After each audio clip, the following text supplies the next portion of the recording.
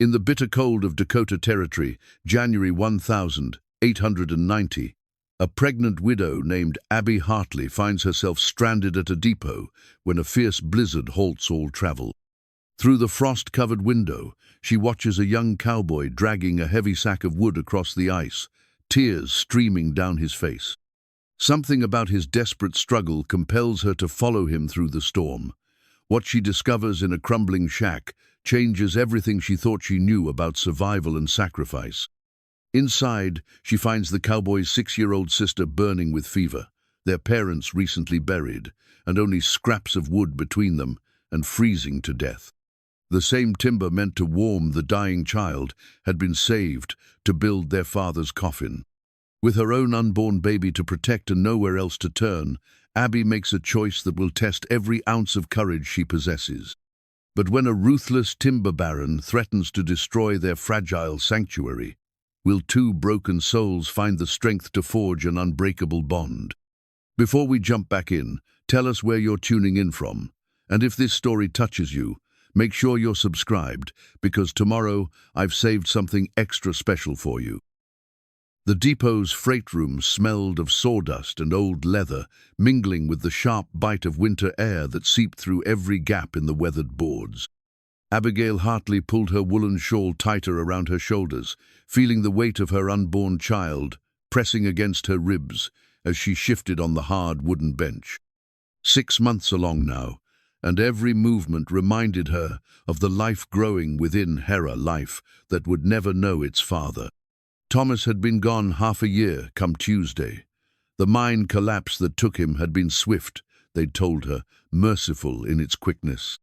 But mercy felt like a foreign word when you were left to carry on alone, when the man who'd promised to build you a home and raise your children together was suddenly nothing more than a name carved into a pine headstone. She touched the chain around her neck, feeling the familiar weight of Thomas's wedding ring resting against her heart. He'd worn it for only 8 months of marriage, before the mountain claimed him, but she couldn't bear to leave it behind when she'd finally made the decision to leave Colorado. The ring was all she had left of the dreams they'd shared during those brief, golden months, when the future had seemed as bright as the sunrise over the Rockies. "Mrs. Hartley," the depot master's voice cut through her reverie. "I'm afraid the stage won't be running today. This storm's got teeth, and the driver won't risk the pass until it blows itself out." Abby nodded, having expected as much. The blizzard had been building since dawn, turning the world beyond the depot windows into a swirling mass of white that seemed to swallow everything in its path. She'd watched other travelers resign themselves to Delia, a traveling salesman who'd been pacing the platform since morning, a family with 3 small children who'd claimed the corner near the stove, and an elderly rancher who'd been sleeping in his chair for the past 2 hours. "How long do you reckon we'll be here?" she asked, though she knew the answer would be as uncertain as everything else in her life these days. Could be tomorrow, could be longer. These Dakota winters don't keep to any schedule but their own. He studied her with kind eyes that had seen too many stranded travelers over the years. "You're welcome to stay in here where it's warm. Got coffee on the stove if you'd like some." "Thank you. That's very kind." The depot master nodded and returned to his duties, leaving Abby alone with her thoughts and the howling wind outside. She'd been traveling for 3 days now, making her way from Colorado to a small town called Millfield, where she'd been promised a teaching position at the local schoolhouse. The pay wasn't much, but it would be enough to support herself and the baby until she could figure out what came next. Her in-laws had made it clear what they thought she should do next. Return to Massachusetts, they'd said. Come back to Boston, where Thomas's family could help raise the child properly. Give up this foolish notion of frontier independence and accept the security of their well-appointed home on Beacon Hill. But Abby had seen the way Thomas's mother looked at her with the barely concealed disappointment of a woman who'd never thought the schoolteacher from Denver was good enough for her son. She'd heard the whispered conversations about how Thomas might have made a different choice if he'd stayed back east, how he'd been led astray by romantic notions of Western adventure. The truth was simpler and more complicated than they knew. Thomas had chosen the frontier because he'd dreamed of building something with his own hands, of creating a life that belonged to him rather than following the path laid out by family expectations. And Abby had chosen Thomas not because she'd been led astray by romance, but because she'd recognized in him the same fierce independence that had driven her to leave her own family's comfortable cage in Ohio. She'd been teaching school in Denver when they'd met, one of the few unmarried women in the territory who'd been trusted with the education of other people's children. Thomas had been working claims in the mountains then, sending most of his earnings back to his family while saving what he could for the home he planned to build. Their courtship had been conducted in stolen moments between his trips to the mines and her classroom duties, but every conversation had revealed another layer of shared dreams and compatible hopes. The wedding had been small, held in the parlor of the boarding house where she'd been living. His family hadn't made the journey west, citing the distance and the danger, though Abby suspected they'd been hoping their absence might discourage the match. But Thomas had been determined, and she'd been willing to build a life with whatever foundation they could create together. Those 8 months of marriage had been the happiest of her life. They'd rented a small house on the outskirts of Denver, while Thomas worked to accumulate enough capital to purchase their own claim. Evenings had been spent planning their future home, debating whether to build near the mountains or closer to town, discussing the number of children they hoped to have and the kind of life they'd create for them. The pregnancy had been a surprise, coming sooner than they'd planned, but Thomas had been overjoyed. He'd started carving a cradle immediately, working on it by lamplight after his long days at the mine. The unfinished cradle still sat in the corner of their bedroom, gathering dust, since the day the mine foreman had come to deliver the news that would change everything. After the funeral, the whispers had started, about how she couldn't possibly manage alone, about how the frontier was no place for a woman with a baby, about how Thomas's family back east would surely provide for her if she'd just be reasonable and accept their help. But accepting their help would mean accepting their judgment of her choices, their subtle insistence that she'd somehow failed to keep their son safe. The bank account that Thomas had been so proud of building had been frozen while his estate was settled, leaving her with only the small savings she'd managed to accumulate from her teaching salary. When the letter had arrived from Millfield, offering her a position at their newly built schoolhouse, she'd seen it as a sign that independence was still possible. The journey had been longer and more difficult than she'd expected. The morning sickness that had plagued her first few months had returned with a vengeance, made worse by the constant motion of stagecoaches and the uncertainty of meals along the way. But she'd persevered, driven by the same stubborn determination that had carried her through the dark months after Thomas's death. Now, stranded in a depot in the middle of nowhere, with a blizzard raging outside, and her future balanced precariously on the promise of a job she'd never seen, Abby wondered if she'd made the right choice. The baby moved restlessly within her, as if sensing her uncertainty, and she placed a gentle hand on her rounded belly. "We'll be all right," she whispered, though she wasn't sure if she was talking to the baby or herself. "We'll find a way to be all right." The depot door burst open, letting in a swirl of snow and frigid air that made everyone in the room shiver. A man struggled through the opening, his coat crusted with ice and his hat pulled low against the wind. He stamped his feet and shook off the snow, revealing the weathered face of someone who'd spent his life working outdoors. "Getting worse out there," he announced to the room in general. "Winds picked up something fierce. Wouldn't be surprised if we're stuck here for days." The family with the children looked at each other with worry, and the traveling salesman cursed under his breath. But Abby found herself drawn to the window, pressing her face against the cold glass to peer out into the storm. The world beyond was a chaos of white, but movement caught her eye's figure struggling through the drifts, dragging something heavy behind him. She watched as the figure stumbled and fell, then struggled back to his feet and continued his desperate progress across the ice. Even through the storm, she could see that he was young, probably no more than 20, and that whatever he was dragging was causing him considerable effort. But it was something else that made her heart clench with sudden recognition, the way his shoulders shook with what could only be sobs, the tears that froze on his cheeks even as he fought through the storm. Something about his struggle spoke to a deep place in her soul, the place that had been carved hollow by loss and filled with the determination to survive. She'd seen that same desperate determination in her own mirror during the darkest days after Thomas's death, when getting through each day had required every ounce of strength she possessed. The young man disappeared into the storm, swallowed by the white chaos beyond the depot, but the image of his tear-streaked face remained burned in her memory. Without quite knowing why, Abby stood and moved toward the door, her hand already reaching for the handle. "Ma'am, you don't want to go out in that," the depot master called after her. "That storm will swallow you whole." But Abby was already wrapping her shawl around her head, already pushing open the door to follow the crying cowboy into the teeth of the blizzard. Some instinct deeper than reason told her that whatever was driving that young man through the storm was more important than her own safety, more urgent than the warm comfort of the depot's shelter. The wind hit her like a physical blow, stealing her breath and nearly knocking her off her feet. But she pressed forward, following the tracks in the snow, driven by a compulsion she couldn't explain but couldn't ignore. Behind her, the depot's warm light faded into the storm, and ahead lay only uncertainty and the desperate trail of someone who was fighting for something more precious than his own life.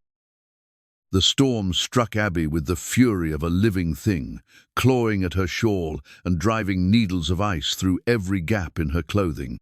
The tracks she'd been following were already beginning to fill with fresh snow, but she pressed forward, one hand pressed protectively over her belly, while the other shielded her face from the worst of the wind. Each step was a struggle against the drifts that reached past her knees, and more than once she stumbled, catching herself just before falling into the deeper snow. The cold bit through her woolen dress and stockings, numbing her feet until she could barely feel them, but something deeper than physical discomfort drove her forward. The image of that young man's tear-streaked face haunted her, and she couldn't shake the feeling that whatever had driven him into this storm was a matter of life and death. The tracks led away from the depot and into what appeared to be a grove of pine trees, their branches heavy with snow and bending under the weight of the storm. Abby could barely see more than a few feet ahead, but she caught glimpses of disturbed snow where something heavy had been dragged, and occasionally a footprint deep enough to survive the wind's efforts to erase it. Her lungs burned with each breath of the frigid air, and she began to wonder if she'd made a terrible mistake. What business did a pregnant woman have, following a stranger into a blizzard? What could she possibly do to help, even if she found him? But even as these doubts crept into her mind, she remembered the desperation in his movements, the way he'd fallen and forced himself back to his feet, and she knew she couldn't turn back.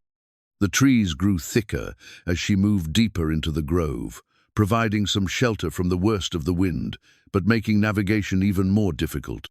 She called out once, her voice immediately swallowed by the storm, then tried again, louder. This time she thought she heard something, a faint response perhaps, or maybe just the wind playing tricks on her numbed senses. Then she saw it. A structure barely visible through the trees, little more than a collection of weathered boards that might charitably be called a cabin. Smoke rose from what she assumed was a chimney, though the wind scattered it so quickly she could barely make it out. Light flickered weakly through gaps in the walls, and she could see that one corner of the roof had partially collapsed under the weight of accumulated snow. As she approached, she could hear voices, one voice, young and male, speaking in urgent, desperate tones. She couldn't make out the words, but the emotion behind them was unmistakable. Fear, grief, and a determination that bordered on desperation. The door, if it could be called that, was a collection of boards held together with rope and leather hinges. Abby hesitated for a moment, then knocked gently. The voice inside stopped abruptly, followed by the sound of footsteps on creaking floorboards. "Who's there?" The voice was cautious, guarded. "My name is Abby Hartley," she called through the door. "I saw you from the depot. I followed your tracks. Are you all right?" A long pause, then the sound of something being moved away from the door. It opened slowly, revealing the young man she'd seen, struggling through the storm. Up close, he looked even younger than she'd thought certainly, not more than 20, with sandy hair that stuck out in all directions and eyes red-rimmed from crying and cold. His clothes were patched and worn, and she could see that his hands were raw from the cold and whatever work he'd been doing. "Ma'am, you shouldn't be out in this storm," he said, his voice hoarse, "especially not in your condition." His eyes had taken in her pregnancy immediately, and she could see both concern and confusion in his expression. "Neither should you," she replied, "but I saw you crying, and something told me you were in trouble." He stared at her for a long moment, as if trying to decide whether she was real or some kind of storm-induced hallucination. Finally, he stepped back and gestured for her to come inside. "Name's Jessie," he said simply. "Jessie Ryman. And yes, ma'am, I reckon I am in trouble. We both are." The interior of the shack was barely warmer than the outside, despite a small fire burning in what appeared to be a makeshift stove constructed from an old barrel. The walls were chinked with mud and rags, but wind still whistled through numerous gaps, and she could see her breath in the dim light. But it was the sight in the corner that made her heart clench with sudden understanding. A small figure lay on what appeared to be a pile of old blankets, so still that for a moment Abby feared the worst. Then she saw the slight rise and fall of breathing, labored and shallow, and realized she was looking at a little girl who couldn't be more than 6 or 7 years old. "This is Ellie," Jessie said, his voice breaking slightly. "My sister. She's been fevered for 3 days now, and I can't seem to break it. Can't keep her warm enough. Can't get enough medicine down her." Abby moved immediately to the child's side, her teacher's instincts and maternal nature overriding any other considerations. The little girl's face was flushed with fever, her breathing rapid and shallow, and when Abby placed a gentle hand on her forehead, she could feel the dangerous heat radiating from her small body. "How long has she been like this?" Abby asked, already mentally cataloguing what the child might need. "Started 3 days ago. Got worse yesterday." Jessie's voice was barely above a whisper. "I've been trying everything I know, but I ain't no doctor. Our ma used to know about herbs and such, but she—" His voice broke entirely, and he had to stop and compose himself before continuing. "Where are your parents, Jessie?" "Ma died on the trail coming here. Consumption took her just before we reached the territory." "Pa." He gestured toward a corner of the shack, where Abby now noticed a collection of rough-cut boards stacked neatly against the wall. "Pa had an accident felling trees 4 days ago. Widowmaker caught him. We buried him Tuesday." The brutal simplicity of his words hit Abby like a physical blow. These children had lost both parents within days of each other, and now the little girl was fighting for her life, while her brother, barely more than a boy himself, tried desperately to save her with nothing but determination and love. "The wood you were dragging," she said, understanding flooding through her. "That was—" "Firewood for Ellie," Jessie confirmed, his voice thick with emotion. "Cut from the same timber I'd been saving to build Pa's coffin. Seemed wrong somehow, using it to keep warm when he's lying cold in the ground, but I didn't have a choice. She needed the heat more than he needed the box." Abby felt tears spring to her eyes as the full weight of his sacrifice became clear. This young man had been forced to choose between honoring his father's memory and keeping his sister alive, and he'd chosen life even though it was tearing him apart inside. "You did the right thing," she said firmly. "Your father would want Ellie to live. Any father would." Jessie looked at her with something that might have been hope flickering in his red-rimmed eyes. "You really think so?" "I know so." Abby was already moving around the shack, assessing what they had to work with and what they would need. "But we're going to need more than firewood to get her through this. She needs medicine, proper food, and better shelter from this cold." "I don't have money for medicine," Jessie said quietly. "Used what little we had left for the burial." Abby reached into her traveling bag and pulled out the small leather pouch that contained her remaining traveling funds money she'd been saving for her first month's expenses in Millfield, money she couldn't afford to lose. But looking at the fevered child and her desperate brother, she knew there was really no choice at all. "I do," she said simply, placing the pouch in Jessie's hands. "And I know something about nursing sick children. If you'll let me help, we might just be able to save her." Jesse stared at the money in his hands, as if he'd never seen such a thing before. When he looked up at her again, his eyes were bright with unshed tears, but this time they seemed to be tears of gratitude rather than despair. "Why?" he asked. "You don't know us. You don't owe us anything." Abby placed a gentle hand on her rounded belly, feeling the small life stirring within her. "Because sometimes helping others is the only way to help ourselves," she said, "and because no child should have to face this alone." Outside, the storm raged on, but inside the tiny shack, something had shifted. 3 lost souls had found each other in the wilderness, and although the challenges ahead were daunting, they would face them together. The first night in the shack tested every ounce of endurance Abby possessed. The wind howled through the gaps in the walls like a living thing seeking entry, and despite Jesse's efforts to keep the fire burning, the temperature inside barely rose above freezing. She'd arranged herself on the floor beside Ellie's makeshift bed, using her own body heat and every available blanket to create a warmer cocoon around the fevered child. Jesse sat nearby, feeding the fire with careful precision, making each piece of wood last as long as possible. In the flickering light, Abby could see the exhaustion etched into his young features, the way his hands shook slightly from cold and fatigue. When had he last slept? When had he last eaten a proper meal? "Tell me about before," she said quietly, hoping to distract him from his vigil and perhaps learn more about what they were facing.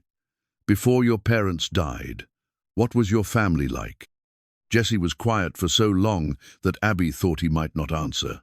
Then, in a voice barely audible above the wind, he began to speak. "Ma was from Missouri originally, met Pa when he was working riverboats on the Mississippi. She could read and write better than most men, used to tell us stories every night."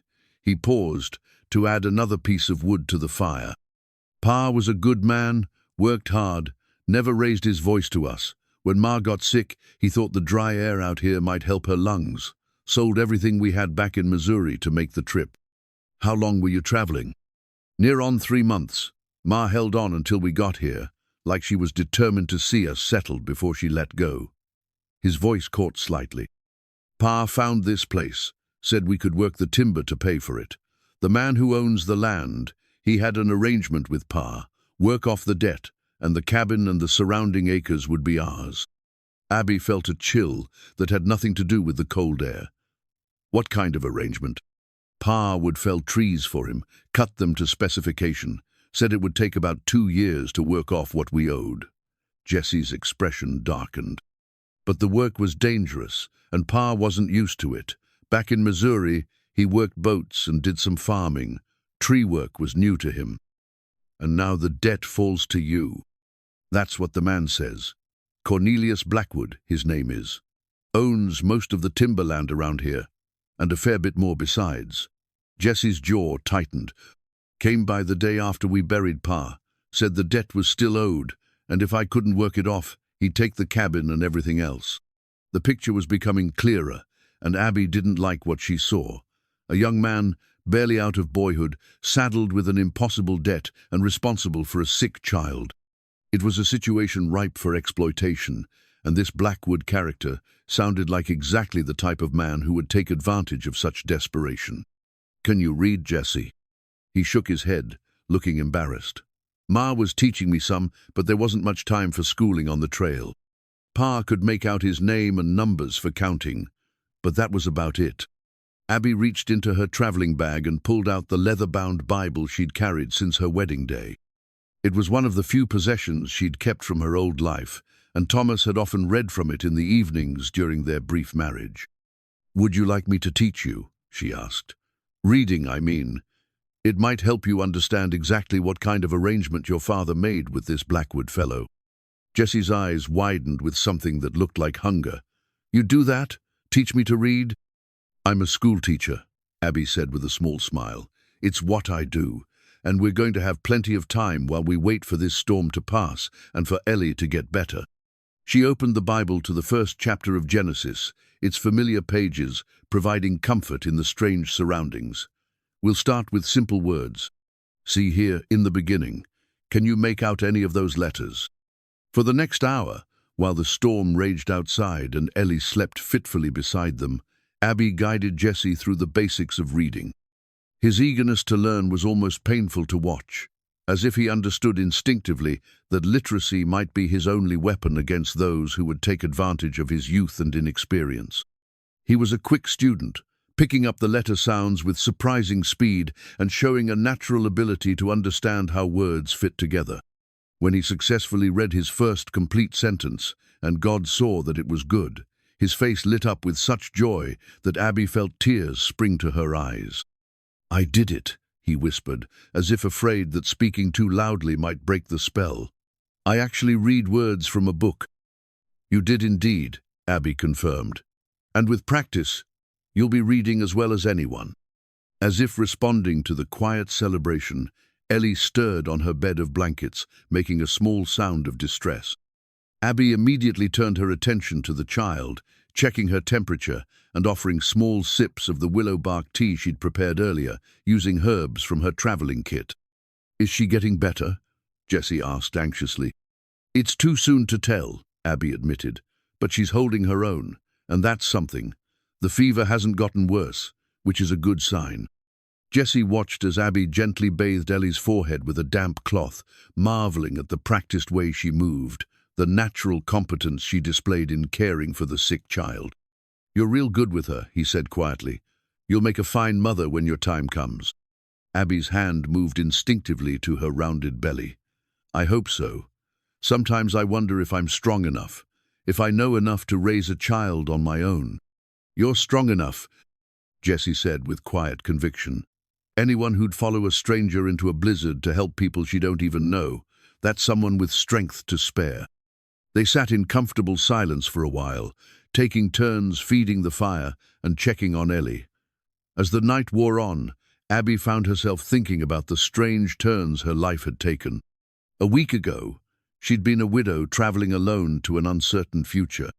Now she was huddled in a freezing shack with 2 orphaned children, and somehow it felt more like home than any place she'd been since Thomas died. "Jesse," she said as dawn began to lighten the sky outside, "whatever happens with this Blackwood fellow, you're not facing it alone anymore. We'll figure something out together." Jesse looked at her with an expression of gratitude mixed with disbelief, as if he couldn't quite trust that such kindness was real. "Why?" he asked, echoing his question from the night before. "Why would you do this for us?" Abby considered the question, trying to find words for feelings she didn't entirely understand herself. "Because sometimes the family we choose is stronger than the family we're born into," she said finally, "and because I think maybe we need each other more than any of us realized." Outside, the storm was beginning to weaken, but inside the little shack, something new was being born, a bond forged by necessity and strengthened by compassion. The beginning of a family built not on blood, but on choice. By the 3rd day, Ellie's fever had broken enough that she could sit up and take small amounts of broth, though she remained weak and listless. Abby had fashioned a more comfortable bed for her using Jesse's spare clothes and her own traveling cloak, creating a warmer nest in the corner, farthest from the drafts. Jesse had thrown himself into making improvements to their living situation with the focused intensity of someone who finally had hope to work toward. He'd spent the morning reinforcing the weakest sections of the wall, using mud and pine needles to fill the larger gaps, and had rigged a more efficient system for directing the stove's heat where it was needed most. But it was his current project that most captured Abby's attention. He sat near the fire, working methodically with a small, sharp knife to shape a piece of pine into something resembling furniture. Shavings curled away from the blade with each careful stroke, and gradually the rough wood was taking on a more refined form. "What are you making?" Abby asked, settling beside him with the Bible open to continue his reading lessons. Jesse's hand stilled for a moment, and a flush crept up his neck. "It's a cradle," he said quietly, "for your baby. Figured you'd be needing one, and I had some good wood set aside." Abby felt her breath catch in her throat. The kindness of the gesture, coming from someone who had so little to spare, moved her more deeply than she could express. "Jesse, you don't need to do that. You should save your materials for things you need." "I want to," he said firmly, then added more softly. Besides, it gives me something to do with my hands while you're teaching me letters. Helps me think better somehow. She watched him work for a few minutes, noting the careful precision of each cut, the way he whispered quiet apologies to the wood with each stroke of the knife. There was something almost ritualistic about his movements, as if he were transforming raw timber into something sacred through the force of his attention and care. "You're apologizing to the wood," she observed gently. Jesse's hands stilled again, and he looked up at her with embarrassment. "Pa always said trees were living things, even after they're cut. Said you should treat them with respect, especially when you're taking their wood for something important." He gestured toward the cradle taking shape in his hands. "This feels important." "It is important," Abby assured him. "More important than you know." They settled into their routine, Abby guiding Jesse through increasingly complex passages from the Bible while he shaped the cradle, stopping periodically to check on Ellie or tend the fire. The combination of activities created a peaceful rhythm that made the cramped shack feel almost cozy despite its obvious deficiencies. Their peace was shattered by the sound of horses approaching through the snow. Jesse's head snapped up immediately, his knife freezing mid-stroke, and Abby saw fear flicker across his features. "You expecting anyone?" she asked quietly. "No," Jesse said, setting down the cradle and moving toward the small window. "And out here, unexpected visitors usually mean trouble." The horses stopped outside their door, and Abby could hear the creak of saddle leather and the low murmur of voices. Then came a sharp knock-knock, the polite rap of a friendly caller, but the authoritative pounding of someone who expected immediate compliance. "Open up in there," called a gruff voice. "Mr. Blackwood's business." Jesse's face went pale, but he squared his shoulders and moved toward the door. Abby quickly positioned herself near Ellie, ready to protect the child if necessary, though she wasn't sure what protection she could offer. Jesse opened the door to reveal two men bundled in heavy coats, their faces red from cold and hard, with the kind of casual cruelty that came from years of intimidating people weaker than themselves. Behind them, a third man sat on horseback, clearly the one in charge, despite hanging back from the direct confrontation. "Jesse Ryman?" the first man asked, though his tone suggested he already knew the answer. "Yes, sir. Name's Crawford. Here's Mitchell. We work for Mr. Blackwood, and he sent us to check on your progress with that debt settlement." Abby could see Jesse's jaw tighten, but his voice remained steady. "I buried my pa 4 days ago. Haven't had much chance to get back to work yet." "Mr. Blackwood understands your loss," Crawford said, though his tone suggested anything but sympathy. "But business is business, and debts don't pause for grieving. Your pa owed 2 years' worth of timber cutting, and now that responsibility falls to you." "I know that," Jesse said, "but my sister's been sick, and I couldn't leave her." "That's not Mr. Blackwood's concern," Mitchell interrupted. "What concerns him is that you haven't cut a single tree since your pa's accident. Time's money, boy, and you're wasting both." The mounted man finally spoke, his voice carrying the authority of someone accustomed to being obeyed. "The arrangement was simple, Ryman. Work the timber, pay the debt. If you can't fulfill your obligations, we'll have to consider other options." "What kind of other options?" Jesse asked, though Abby could hear the dread in his voice. "The kind where we take possession of this cabin and the surrounding land to satisfy the debt," Crawford said with obvious satisfaction. "Course, that would leave you and your sister without a home, but that's what happens when people don't meet their obligations." Abby felt a surge of anger rise in her chest. These men were clearly trying to intimidate Jesse into accepting impossible terms, taking advantage of his youth and desperate circumstances. Before she could stop herself, she stepped forward. "Excuse me," she said, in her most authoritative teacher's voice, "but I'd like to see the written contract that outlines these obligations." All 3 men turned to stare at her as if she'd materialized from thin air. The mounted man's eyes took in her obvious pregnancy and dismissed her just as quickly. "This is men's business, ma'am," he said condescendingly. "Nothing for you to concern yourself with." "On the contrary," Abby replied coolly, I'm very concerned about any business arrangement that would leave a sick child homeless in the middle of winter.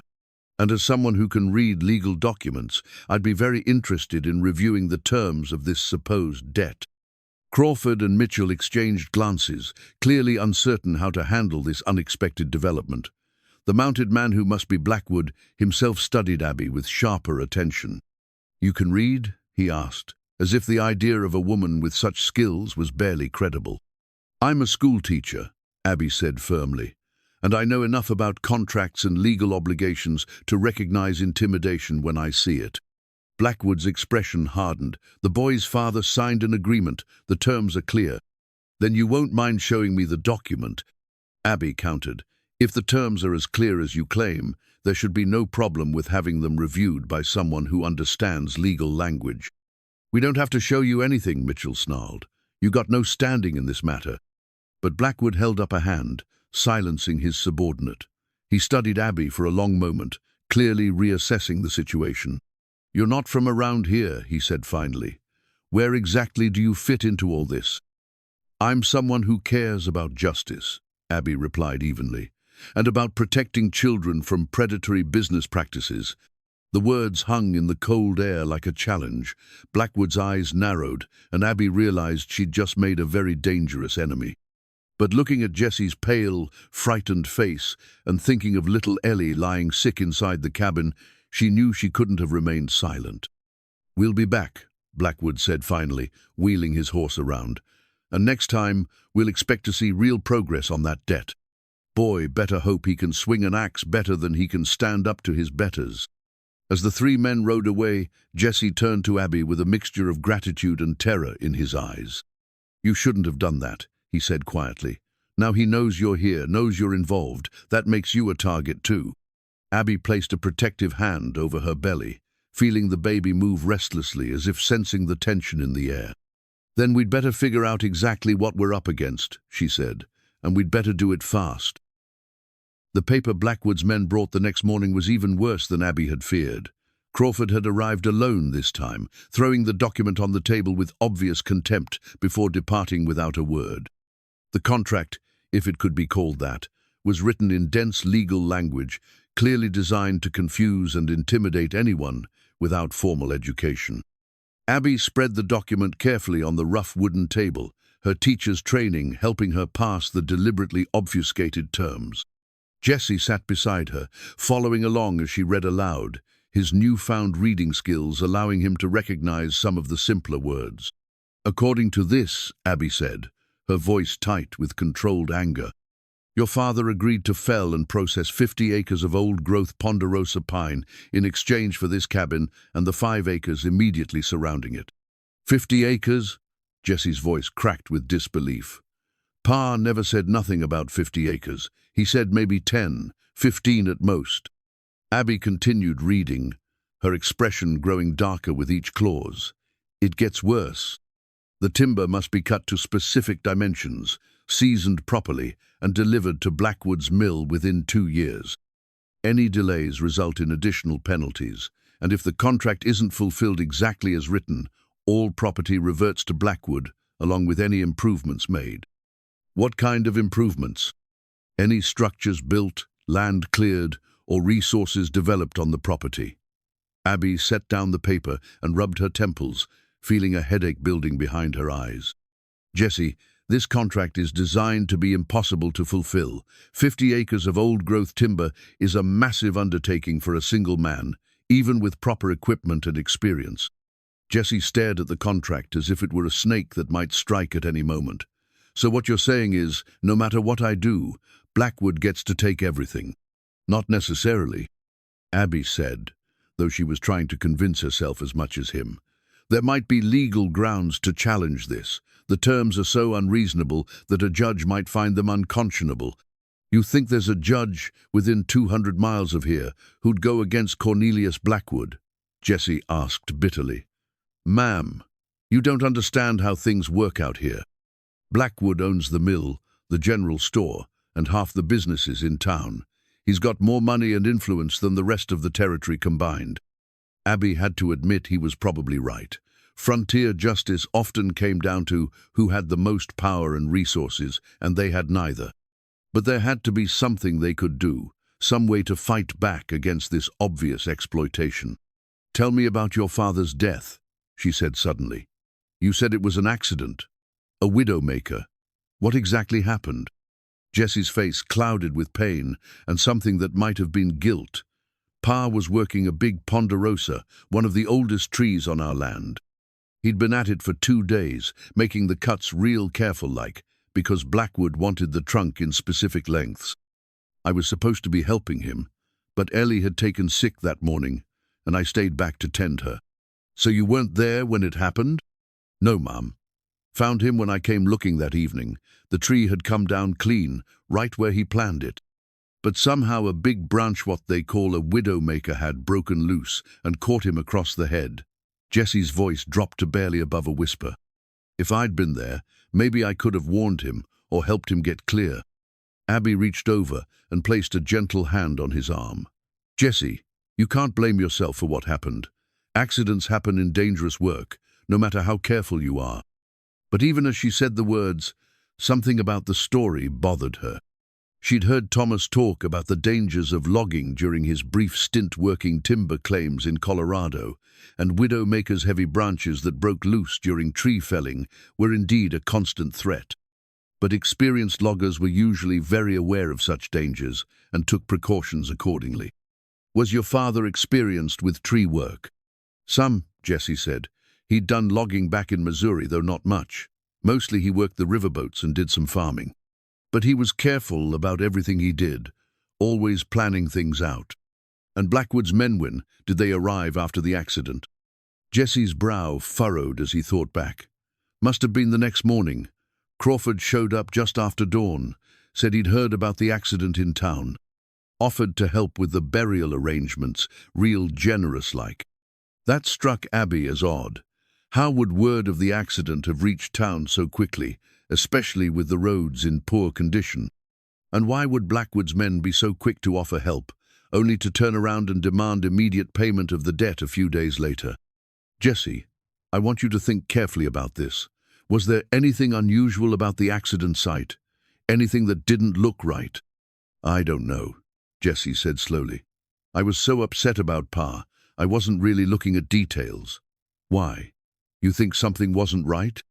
Before Abby could answer, they were interrupted by a weak voice from the corner where Ellie lay. Jessie, the little girl, was sitting up for the first time in days, her fever, bright eyes more alert than they'd been since Abby's arrival. "I'm thirsty." Jesse immediately abandoned the contract discussion and hurried to his sister's side, helping her take small sips of water while checking her forehead for signs of fever. Abby followed, relieved to see that the child's color was better and her breathing less labored. "How are you feeling, sweetheart?" Abby asked gently. "Better," Ellie said in a voice like rustling leaves, "but still tired and hungry." "Hungry is good," Abby said with a smile. "Hungry means you're getting better." Jesse's face lit up with the first genuine smile Abby had seen from him. "I'll make you some broth, Ellie, the good kind, with the vegetables Mrs. Hartley showed me how to prepare." As Jesse busied himself with preparing food for his sister, Abby found herself thinking about the timing of recent events. The father's death, followed immediately by Ellie's illness, followed by the arrival of Blackwood's men with their demands. It could all be coincidence, but her instincts suggested otherwise. "Ellie," she said carefully, "do you remember anything about the day your father had his accident?" The little girl nodded slowly. "Pa went to work the big tree like always, but there were men there first." Jesse turned from the stove, his face suddenly alert. "What men, Ellie?" "The ones who work for the mean man. They were talking to Pa real early, before you got up. I saw them from the window." Abby and Jesse exchanged glances.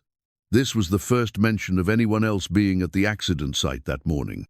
"What were they talking about?" Jesse asked gently. "I couldn't hear good," Ellie said, her young brow furrowing with the effort of remembering. "But Pa looked upset, and the men looked angry when they rode away." The implications hit Abby like a physical blow. If Blackwood's men had been at the site that morning, if there had been some kind of confrontation, "Jesse," she said quietly, "I think we need to take a closer look at where your father died, and I think we need to do it soon, before any more evidence is lost." Jesse's face had gone pale again, but this time with anger rather than fear. You think someone hurt Pa on purpose?" "I think," Abby said carefully, "that this contract is designed to steal your land, and that some people might go to great lengths to make sure they get what they want. We need to know exactly what we're dealing with before we decide how to fight back." Outside, the wind was picking up again, promising another cold night. But inside the little shack, three people who had found each other in desperation were beginning to understand that they might be facing something far more dangerous than winter weather or impossible debts. They were up against deliberate evil, and if they were going to survive, they would need more than hope and determination. They would need proof, courage, and the kind of luck that seemed to be in short supply on the unforgiving frontier. Despite the progress of the previous days, Ellie's condition took a turn for the worse during the night. Abby woke to the sound of labored breathing and found the child burning with fever again, her small body racked with chills despite the layers of blankets Jessie had piled around her. "It's the lung fever," Abby whispered to Jessie as they huddled over Ellie's makeshift bed. "The cold and damp in her eat's making it worse. She needs proper medicine, not just the herbs I've been giving her." Jessie's face was haggard with exhaustion and worry. He'd barely slept since Abby's arrival, dividing his time between caring for his sister, learning to read, and trying to figure out their impossible situation with Blackwood. "What kind of medicine?" he asked. "Maybe I could ride to town." "Jessie, look outside." Abby gestured toward the window, where fresh snow was falling steadily. "Another storm's moving in. Even if you could make it to town in this weather, do you have money for expensive medicine?" The question hung between them like an accusation. They both knew the answer. Jesse had used what little money remained after his father's burial for basic supplies, and Abby had already given him her traveling funds. Neither of them had resources left for the kind of treatment Ellie desperately needed. In the corner of the shack, the little makeshift doll that Jesse had crafted for his sister from rags and pine shavings sat watching over them with button eyes. He'd made it during one of Ellie's better moments, hoping to give her something to hold on to when the fever dreams came.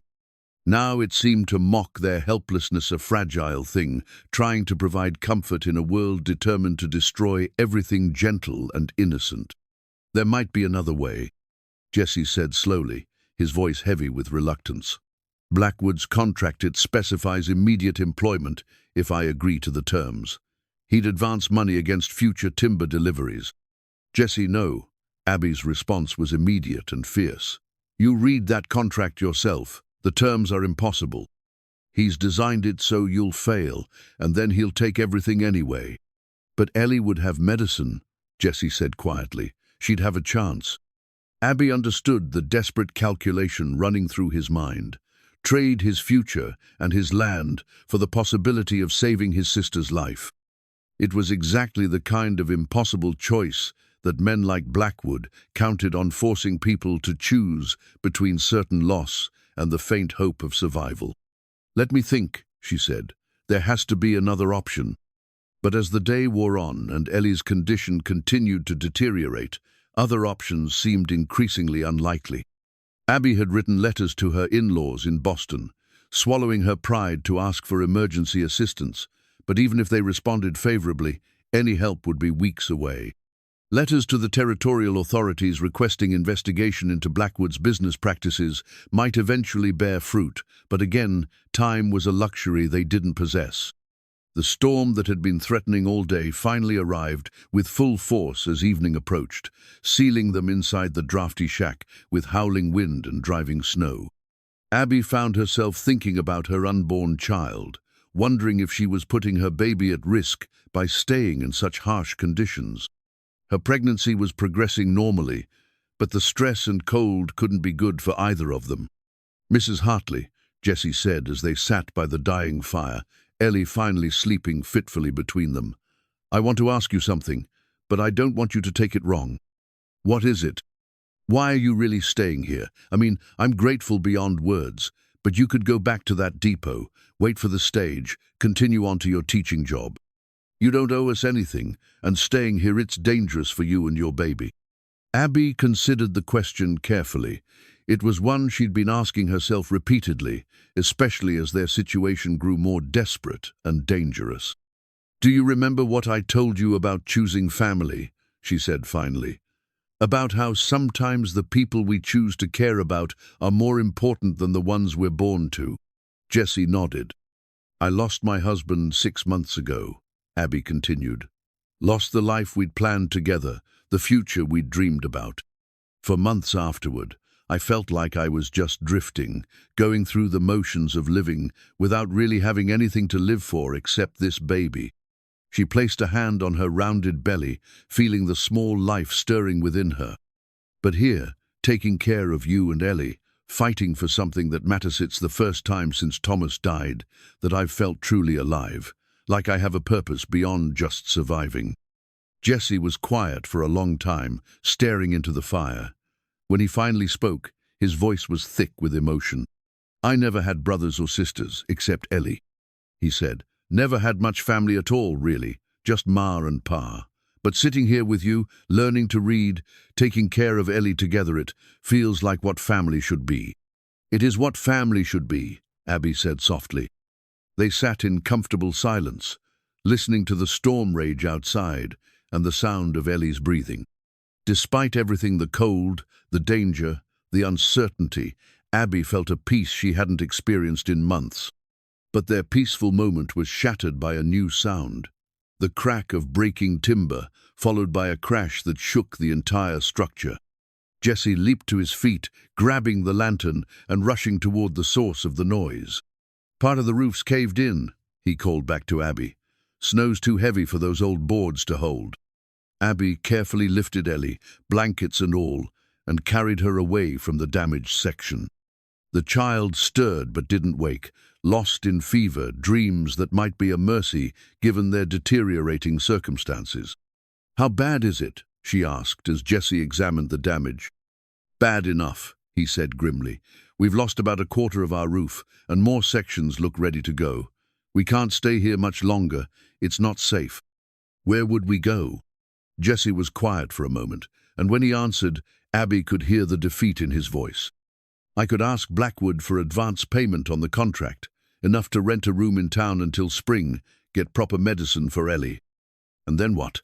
Spend the rest of your life cutting timber for a debt you can never repay?" "Maybe," Jessie said, "but at least Ellie would be alive."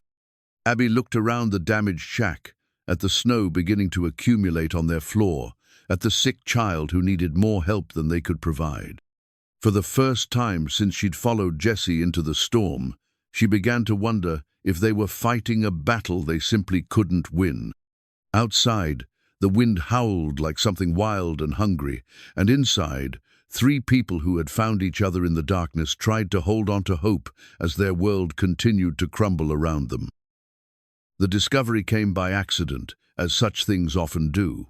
While Jessie worked to shore up the damaged roof the next morning, a section of floorboard came loose near where his father's belongings were stored.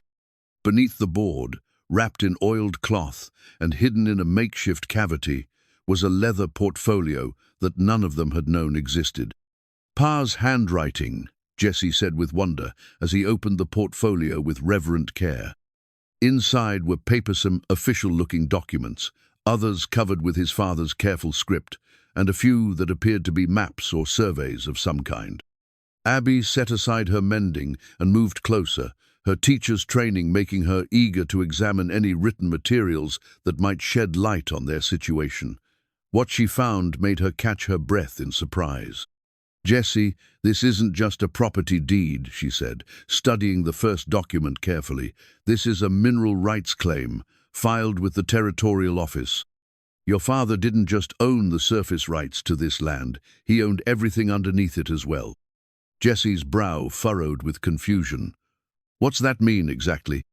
"It means," Abby said, her voice growing excited as the implications became clear, "that if there are any valuable minerals or resources beneath this property, they belong to you, not to Blackwood or anyone else." She continued examining the papers, finding survey maps that showed the property boundaries in much greater detail than the simple cabin deed. What she discovered next made her heart race with a mixture of excitement and fear. "Look at this," she said, pointing to a series of notes written in a different hand than Jesse's father's. These appear to be geological survey notes made by someone with professional expertise. They mention evidence of copper deposits, possibly silver, in the hills around this property. Jesse stared at the papers as if they might disappear if he looked away. "You're saying there might be valuable metals under our land?" "More than that," Abby said, her mind racing as she pieced together the information. "I think your father discovered this, and I think that's why Blackwood was so eager to get control of your property. This isn't about timber debts at all, it's about mineral rights worth potentially thousands of dollars." The portfolio contained more revelations. Among his father's personal notes, written in the careful script of a man who had learned to write as an adult, were observations about unusual rock formations, water that tasted of metal, and most damning of all, records of conversations with men who had visited the property in the weeks before his death. "Listen to this," Abby said, reading from one of the final entries. "CB came again today with his men. Offered to buy outright, good money, but something don't sit right. Asked too many questions about what I'd found in the creek bed. Told him I needed time to think, but I could see he didn't like that answer. Going to hide these papers safe, just in case." "CB," Jesse said quietly. "Cornelius Blackwood. And look at the date on this entry," Abby continued. 3 days before your father's accident. Jesse, I don't think what happened to your father was an accident at all. The implications hit them both like a physical blow. If Blackwood had known about the mineral deposits, if he'd tried to buy the property and been refused, then the convenient accident that left Jesse with an impossible debt suddenly took on a much more sinister character. "But why not just buy the land outright?" Jesse asked, struggling to understand the complex web of greed and deception they'd uncovered. If he wanted the mineral rights, why go through all this business with timber contracts? Abby considered the question, her teacher's training, helping her think through the logical progression of events. "Because," she said slowly, "if he'd bought the property from your father, he would have had to pay fair value for land with known mineral deposits. But if he acquires it through foreclosure on a debt, especially a debt that most people would assume was legitimate, he gets everything for a fraction of its true worth. And if Pa had an accident before he could file claims on the mineral deposits, then there would be no official record of their existence," Abby finished. "Blackwood could discover them himself after taking possession of the property, and no one would be the wiser." Jesse was quiet for a long time, staring at the papers that had revealed his father's secret. When he finally spoke, his voice was hard with an anger Abby hadn't heard from him before. "So he killed my pa for money, for rocks in the ground that we didn't even know were there.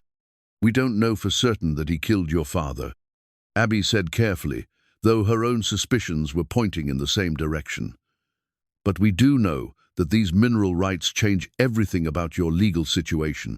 She continued studying the documents, finding more evidence of Jesse's father's careful planning and growing suspicions about Blackwood's intentions. There were notes about consulting with a lawyer in the territorial capital, plans to file additional claims on surrounding properties, and most importantly, a will that left everything to Jesse with specific instructions about the mineral rights. "Your father was trying to protect you," she said softly. "He suspected something might happen to him, and he wanted to make sure you'd have the resources to fight back." "But I can't read these legal papers," Jesse said with frustration. "Even with what you've taught me, this is too complicated." "Then we'll learn together," Abby said firmly. "And more importantly, we'll find someone who can help us use this information properly." As if summoned by their conversation, the sound of approaching horses reached their ears. But this time, instead of the threatening presence of Blackwood's men, they heard a single rider moving carefully through the snow. Jesse grabbed his father's rifle, the same weapon that would soon become their lifeline, and positioned himself near the window while Abby gathered the precious papers and moved to protect Ellie, who was finally sleeping peacefully for the first time in days. The knock that came was polite, almost apologetic, and the voice that called out was nothing like the harsh tones of Crawford or Mitchell. "Hello in there. Name's Daniel Morrison, from the Territorial Surveyor's Office. I'm looking for the Ryman property." Jessie and Abby exchanged glances. The timing was almost too convenient to be believed, but the man's credentials, when Jessie demanded them through the door, seemed legitimate. Morrison turned out to be a middle-aged man, with the soft appearance of someone who spent most of his time behind a desk, but his eyes were sharp and intelligent. He explained that he'd been sent to conduct a routine survey of mineral claims in the area, following up on some preliminary filings that had been made with the Territorial Office. "Your father filed notice of potential mineral deposits about 6 weeks ago," Morrison explained after Jessie had cautiously allowed him inside. "He requested a professional geological survey, which is why I'm here. Though I understand there's been a death in the family, I was sorry to hear about that." "You knew my father?" Jessie asked. "Met him once, when he came to the Territorial Office. Seemed like a cautious man, very concerned about doing things properly and legally. He mentioned that he'd had some pressure from local interests to sell his property, and he wanted to make sure his family's rights were protected." Abby and Jessie shared another meaningful look. Morrison's arrival might be the stroke of luck they desperately needed. "Mr. Morrison," Abby said carefully, "we've discovered some documents that we think you should see. Documents that might change your understanding of the situation here." As Morrison examined Jessie's father's hidden papers, his expression grew increasingly grave. When he finished reading, he set the documents down and looked at Jessie with a mixture of sympathy and anger. "Son," he said quietly, "if these notes are accurate, you're sitting on one of the richest mineral deposits we've surveyed in this territory. And if someone has been trying to cheat you out of it through fraudulent contracts, well, that's a federal crime." For the first time since Abby had met him, Jessie's face showed something other than fear or desperation. It showed hope, backed by righteous anger, and the knowledge that he finally had weapons to fight back against the forces that had destroyed his family. But as Morrison continued his explanation of their legal options, Abby couldn't shake the feeling that their luck might have come too late. Outside, fresh snow was falling, and somewhere in the territory, Blackwood was probably planning his next move. The game had changed, but it was far from over. Morrison's presence changed everything and nothing. While the Territorial Surveyor worked to document their legal position and gather evidence of fraud, Blackwood's deadline remained unchanged. In 3 days, Jessie would either begin fulfilling the impossible timber contract or face eviction, and now that they knew what was really at stake, eviction would mean the loss of a fortune in mineral rights. "The legal process takes time," Morrison explained as he prepared official documents by lamplight. "Even with clear evidence of fraud, we're talking about weeks or months before this reaches a proper court. And that's assuming Blackwood doesn't have judges in his pocket, which he very well might." Jessie stood near the window, his father's rifle cradled in his arms, watching the surrounding woods for signs of unwelcome visitors. The weapon had become both practical tool and symbol representing the frontier justice that might be their only recourse if legal remedies failed. "So what you're saying is, we have the law on our side, but that might not matter if we don't live long enough to see justice done," he said quietly. "I'm saying," Morrison replied carefully, "that men who kill for money don't usually stop just because their victims discover the truth. If anything, it makes them more dangerous." Abby sat beside Ellie's bed, grateful that the child's fever had finally broken for good and that she was sleeping naturally for the first time in days. The little girl's improvement felt like the first, truly positive development in their string of crises, a sign that maybe their luck was finally turning. But even as she watched Ellie sleep peacefully, Abby couldn't shake her growing sense of dread. Morrison was right. Blackwood had too much to lose to simply accept defeat. And if he'd been willing to kill Jessie's father to get the property, what would he do when he learned that his carefully planned fraud had been exposed? "We need to be prepared for the worst," she said quietly.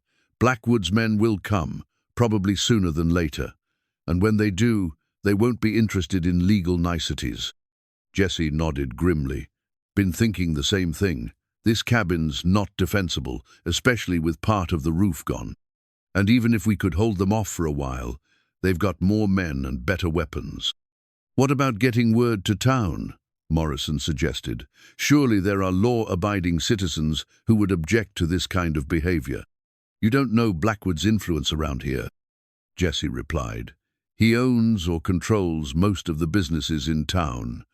The sheriff works for him, the judge owes him money, and anyone who might stand up to him knows better than to try. Then what do you suggest? Jesse was quiet for a moment, his young face showing the weight of decisions no one his age should have to make.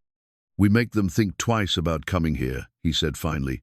Show them that taking our land won't be as easy as they think.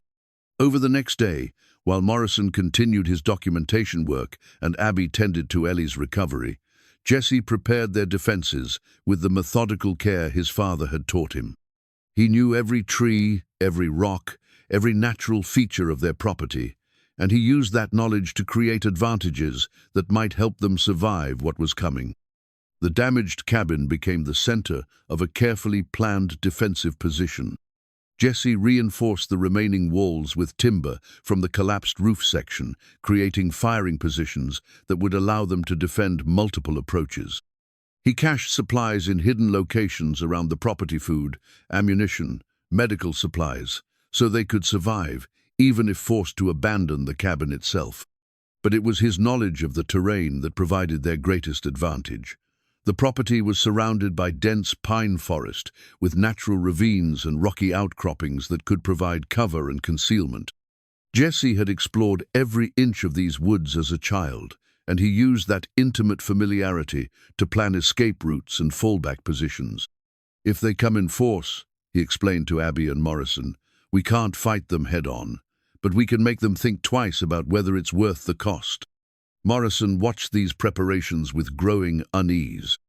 As a government official, he was supposed to represent law and order, but he was beginning to understand that in this remote corner of the territory, justice might have to come at the end of a rifle barrel.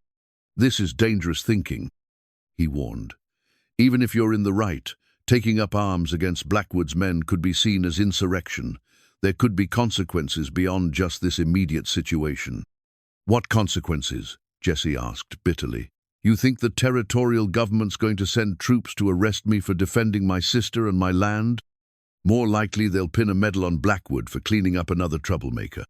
Abby understood both perspectives, but her maternal instincts were overriding her respect for legal process. Looking at Ellie, finally healthy but still fragile, she knew she would do whatever was necessary to protect the children who had become her family. Mr. Morrison, she said carefully, I appreciate your position, and I hope the legal system will eventually provide justice. But right now, we're not talking about abstract principles. We're talking about protecting a 6-year-old girl from men who've already proven they're willing to kill. The debate was settled by the arrival of unwelcome visitors. Jesse's carefully planned watch system paid off when he spotted riders approaching through the trees while they were still more than a mile away.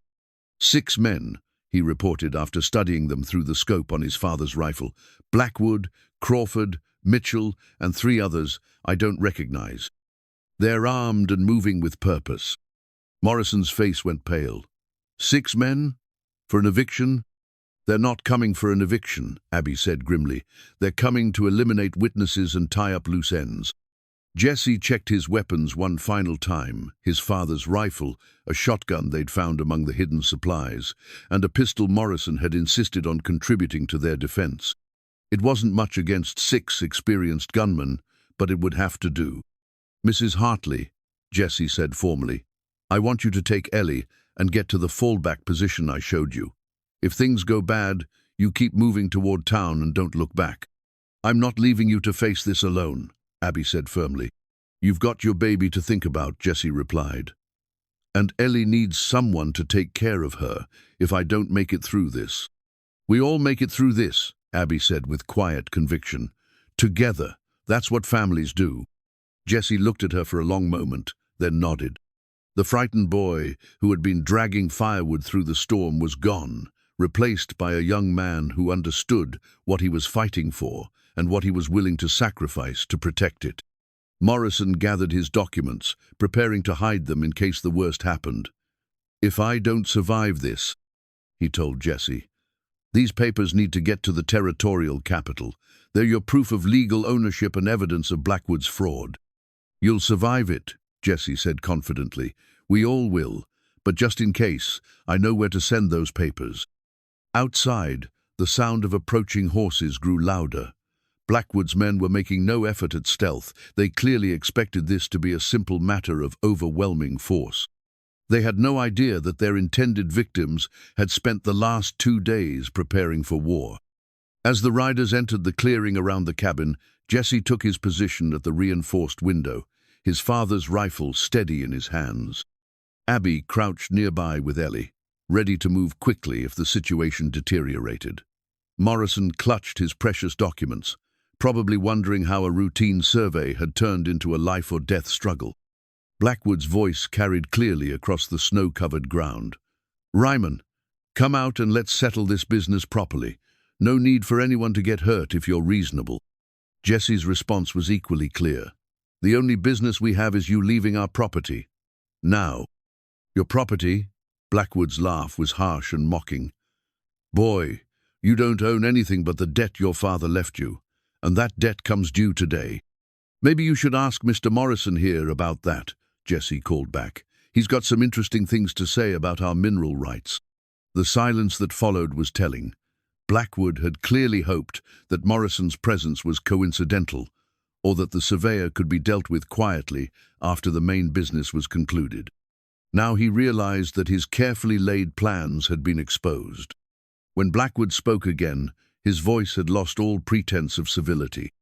"Morrison, you're in the middle of something that's not your concern. Walk away now, and this doesn't have to involve the territorial government." Morrison's voice shook slightly, but his words were clear. "I'm a federal officer investigating claims fraud, Blackwood. That makes everything happening here very much my concern." The die was cast. Blackwood and his men now knew that their secret was out, that witnesses existed who could destroy them, and that legal authorities were involved. There was no longer any possibility of quiet resolution or covering up past crimes. The only question remaining was whether justice would be served by the law or by the guns of desperate people fighting for their lives and their future. As the wind whistled through the pine trees and snow began to fall again, both sides prepared for a confrontation that would determine not just who owned a piece of land, but whether evil would triumph over courage in the unforgiving wilderness of Dakota Territory. The torch Crawford held cast dancing shadows across the snow as Blackwood's men spread out around the cabin. The flames seemed to embody everything malevolent about their intentions: destruction, intimidation, the burning away of everything Jesse and Abby had fought to protect. In its flickering light, the faces of the 6 men looked demonic, twisted by greed and the kind of casual cruelty that came from years of taking what they wanted without consequence. "Last chance, Ryman," Blackwood called out, his voice carrying easily across the clearing. "Come out with your hands up, and maybe we can still work something out." Jesse's response was to sight carefully down the barrel of his father's rifle. He'd grown up hunting in these woods, and the weapon felt like an extension of his will. More than that, it represented his father's legacy, a tool meant to provide for family, now repurposed to protect what remained of that family. "I count 6 of them," he whispered to Abby and Morrison, "but they're bunched up too close together. If I can get them to spread out, pick off 1 or 2. "Jesse," Abby interrupted gently, "you've never shot at a man before. Hunting deer is different than—" "I know," Jesse said quietly, "but Ellie's depending on me. You're depending on me, and sometimes a man has to do things he never thought he could." The transformation in his voice was remarkable. The frightened boy who had been sobbing over firewood just days ago was gone, replaced by someone who understood exactly what was at stake and what he was willing to sacrifice to protect it. Morrison crouched near the back wall, clutching his documents and trying to find courage he'd never needed in his comfortable government office. "Maybe I should try to negotiate with them," he suggested, "appeal to their rational self-interest." "Mr. Morrison," Abby said firmly, These men just rode out here in the middle of winter with torches and guns. They're not interested in rational discussion. As if to prove her point, Mitchell suddenly sprinted toward the cabin from the left side, using the shadows cast by the torchlight as cover. Jesse tracked him smoothly, leading the target just as his father had taught him when hunting running game. The rifle's report echoed across the clearing like thunder, and Mitchell went down hard, clutching his shoulder and screaming. "Son of a—" Crawford started forward with his torch, but Jesse's second shot sent him diving for cover behind a fallen log. The torch fell to the ground, still burning, casting wild shadows that made accurate shooting nearly impossible for either side. "Good shooting," Abby said, surprised by her own calm in the face of violence. "But now they know you're serious." Blackwood's voice roared across the clearing, filled with rage at finding unexpected resistance. "Burn them out! Fire the cabin!" Two of the men Jesse didn't recognize began moving toward the cabin with burning brands, clearly intending to set the structure ablaze. Jesse managed to wound one of them, but the other reached the side wall and thrust his torch against the dry timber. "We need to move," Jesse said as smoke began to seep through the gaps in the walls. "The fallback position, just like we planned." Abby gathered Ellie in her arms, the little girl finally awake but mercifully quiet, seeming to understand instinctively that silence might mean survival. Morrison stuffed his precious documents inside his coat and grabbed the shotgun Jesse had assigned to him. "Remember," Jesse said as they prepared to abandon the burning cabin, "stay low, move fast, and keep Ellie between us. If anyone goes down, the others keep moving. Promise me." "We all keep moving," Abby corrected firmly. "Together." Jesse kicked open the back door and immediately dove to the right, rolling behind a pile of firewood as bullets splintered the doorframe where he'd been standing.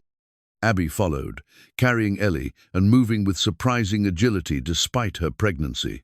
Morrison brought up the rear, flinching with each gunshot, but maintaining his courage. The fallback position was a natural depression about 50 yards behind the cabin, sheltered by large rocks and providing good fields of fire. Jesse had spent hours preparing it, clearing sight lines and creating covered approaches. Now their preparation paid off as they reached safety, just as the cabin's roof caught fire in earnest. "They'll expect us to run toward town," Jesse explained as he reloaded his rifle. "Instead, we're going to work our way around through the trees, use the high ground to pick them off." 6 against 3 isn't good odds," Morrison pointed out, his voice shaking slightly. "It is when 2 of the 6 are already wounded, and the rest don't know the terrain," Jesse replied with grim confidence. From their new position, they could see Blackwood's men regrouping around the burning cabin, clearly frustrated by their quarry's escape. Crawford was shouting orders, trying to organize a pursuit, but the men seemed reluctant to venture into the dark woods where Jesse held every advantage. "They're city men," Jesse observed, watching their hesitant movements. "They don't like the idea of fighting in timber they don't know." The burning cabin cast an orange glow across the clearing, but beyond its circle of light lay the deep shadows of the pine forest, Jesse's domain, where he'd spent his childhood and where he now intended to make his stand. "Time to even the odds," he murmured, checking his ammunition one last time before beginning to work his way through the trees toward Blackwood's confused and increasingly desperate men. The shared blanket that had once been their only protection against the cold now served a different purpose. Wrapped around Ellie, as Abby held her close in the shelter of the rocks, while Jesse disappeared into the forest like a ghost. The same fabric that had symbolized their desperate poverty now represented their unity, the determination to protect each other, no matter the cost. "Where's he going?" Morrison whispered, clutching the shotgun with white knuckles. "To do what he has to do," Abby replied, her teacher's calm masking the fear that threatened to overwhelm her. She could feel her baby moving restlessly, as if sensing the danger that surrounded them. From the shadows beyond the burning cabin came the sharp crack of Jesse's rifle, followed by a cry of pain and Blackwood's voice roaring for his men to spread out and find their tormentor. But the darkness that had seemed like their enemy now became their ally, concealing Jesse's movements while leaving Blackwood's men exposed by their own torchlight. "He can't take them all," Morrison said, voicing what Abby was thinking. "Even if he's the best shot in the territory, there are still 4 of them left." "Then we help him," Abby said with sudden determination. She handed Ellie to Morrison, making sure the blanket was secure around the child. "You stay here with her. Keep her safe." "Mrs. Hartley, you can't. Your condition." "My condition is that I'm part of this family," Abby said firmly, checking the small pistol Morrison had given her earlier. "And families protect each other." Before Morrison could protest further, she was moving through the shadows toward the sound of gunfire, using the skills Jesse had taught her about, moving quietly through the forest. Her pregnancy made her slower and more careful, but it also gave her additional motivation. She was fighting not just for Jesse and Ellie, but for her unborn child's future. The battle had become a deadly game of cat and mouse, with Jesse using his intimate knowledge of the terrain to strike and fade before Blackwood's men could respond. Abby could see muzzle flashes in the trees, hear the frustrated shouts of men who were used to intimidating unarmed farmers and finding themselves outmatched by a determined young man fighting on his home ground. But Jesse was only human, and the odds were still against him. As Abby worked her way around the perimeter of the conflict, she saw Crawford organizing the remaining men for a coordinated assault on Jesse's position. They might not know the woods, but they had experience in violence, and they were learning fast. Abby found her moment when Crawford separated from the others, moving to flank Jesse from the left. The man was focused entirely on his quarry, never suspecting that a pregnant schoolteacher might be stalking him through the darkness. "Mr. Crawford," she called softly. He spun toward her voice, his gun coming up, but Abby was already firing. Her shot took him in the shoulder, spinning him around and sending his weapon flying into the snow. As he fell, cursing and clutching his wound, Abby felt a moment of shocked surprise at what she'd done, followed immediately by grim satisfaction. "That's for threatening children," she said quietly. The distraction gave Jesse the opening he needed. From his concealed position, he put 2 quick shots into the remaining gunmen, wounding both and sending them scrambling for cover. Suddenly, the odds had shifted dramatically.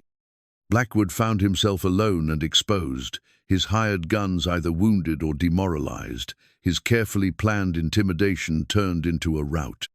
When he called out for his men, the only responses were groans of pain and the crackling of the burning cabin. "Give it up, Blackwood," Jesse called from the shadows. "It's over." "It's not over until I say it's over," Blackwood snarled, but Abby could hear the desperation in his voice. "You think killing me will solve your problems? There are others who know about those mineral deposits, others who'll come looking." Jesse emerged from the forest, his rifle trained on Blackwood, but his voice steady and sure. "Maybe. But they'll know what happened to you, and they'll know we're not helpless settlers they can push around." As dawn began to lighten the eastern sky, the true extent of their victory became clear. Mitchell and Crawford were wounded but alive, as were the other gunmen. Blackwood himself was unharmed but thoroughly defeated, his air of invincibility shattered by the courage of people he'd considered beneath his notice. Morrison emerged from the rocks carrying Ellie, his face pale but determined. "Mr. Blackwood," he said with newfound authority, "you're under arrest for fraud, intimidation, and conspiracy to commit murder. The territorial government will be very interested in your business practices." But it was Jesse who provided the final word, his young voice carrying the weight of hard-won wisdom. "You made one mistake, Blackwood," he said. "You thought because we didn't have money or influence, we didn't have anything worth fighting for. But you were wrong. We had each other, and that was enough." As the sun rose over the smoldering remains of their cabin, 3 people who had found each other in desperate circumstances stood together, no longer victims, but victors. They had faced the darkness and emerged into the light, their chosen family forged stronger by the trials they had endured together. 3 months later, the spring air carried the sound of hammering and the scent of fresh-cut pine as Jesse worked on the final details of their new home. The cabin that rose where the old shack had been was larger and more solid than its predecessor, built with lumber, purchased using the first payments from the mining company that had leased their mineral rights. The cradle sat in a place of honor near the main room's hearth, its smooth pine surfaces bearing the marks of Jesse's careful craftsmanship. But it was no longer empty. Thomas Hartley Ryman, named for Abby's late husband, but carrying Jesse's surname to reflect their chosen families, slept peacefully in the bed his adoptive older brother had made for him. Abby sat in a rocking chair nearby, her body still recovering from the difficult birth that had tested every skill Jessie had learned about frontier medicine. When her labor had begun during a late spring snowstorm, with the nearest doctor 2 days' ride away, it had been Jesse who had delivered the baby. His steady hands guided by instructions from a medical text Morrison had brought from the territorial capital. Another boy, Jesse had whispered with wonder as he placed the crying infant in Abby's arms, strong and healthy just like his mama. Now, watching Jesse through the window as he worked with quiet concentration on the porch railings, Abby marveled at the transformation in the young man who had become her son in all but blood.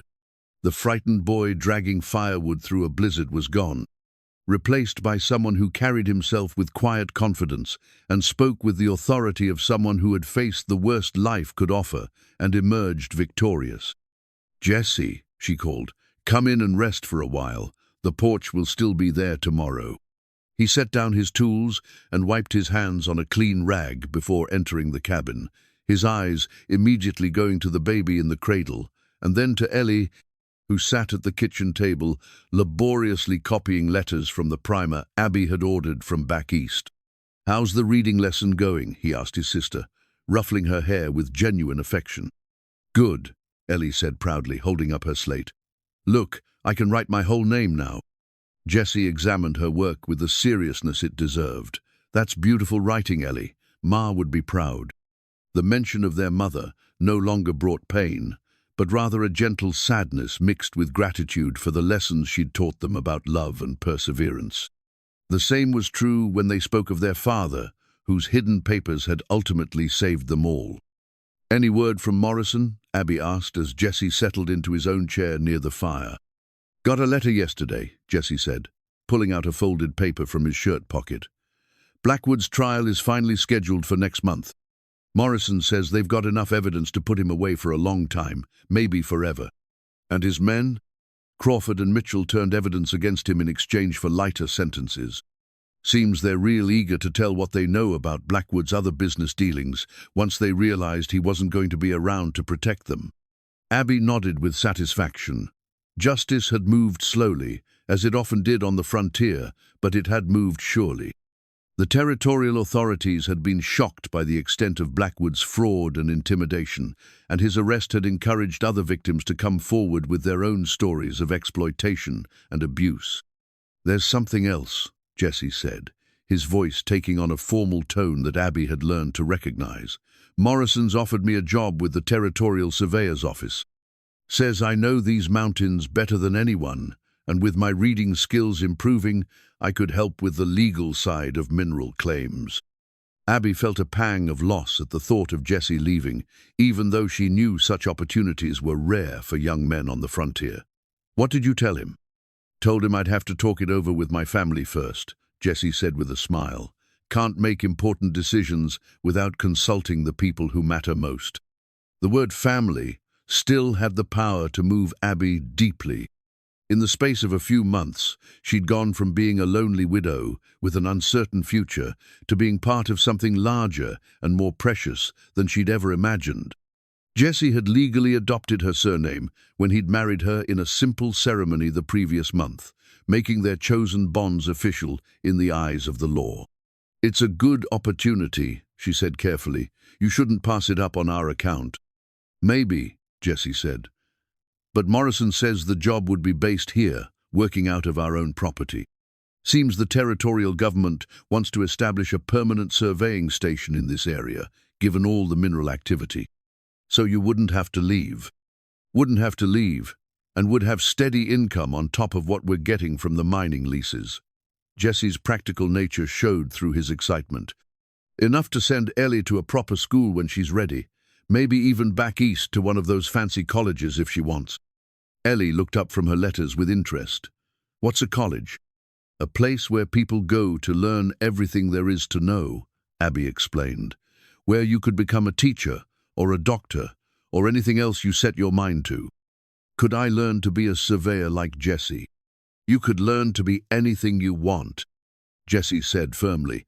That's what this country's supposed to be, about people making their own choices instead of having their futures decided by accident of birth.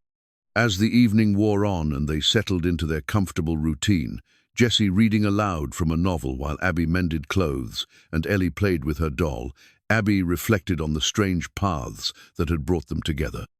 A blizzard that had seemed like a catastrophe had become the beginning of the greatest blessing of her life.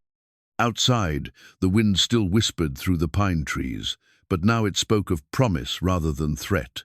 In the warmth of their home, surrounded by the family she had chosen and who had chosen her in return, Abby Hartley Ryman finally understood what Thomas had been seeking when he dreamed of building a life on the frontier. It wasn't the promise of easy wealth or escape from civilization's constraints. It was the possibility of creating something new and precious from the raw materials of courage, love, and determination, the chance to build a family and a future based not on what you were born with, but on what you were willing to fight for and protect. As baby Thomas stirred in his handmade cradle and Jessie's voice filled the room with stories of adventure and hope, Abby knew that they had found something worth more than all the mineral deposits in Dakota Territory. They had found home.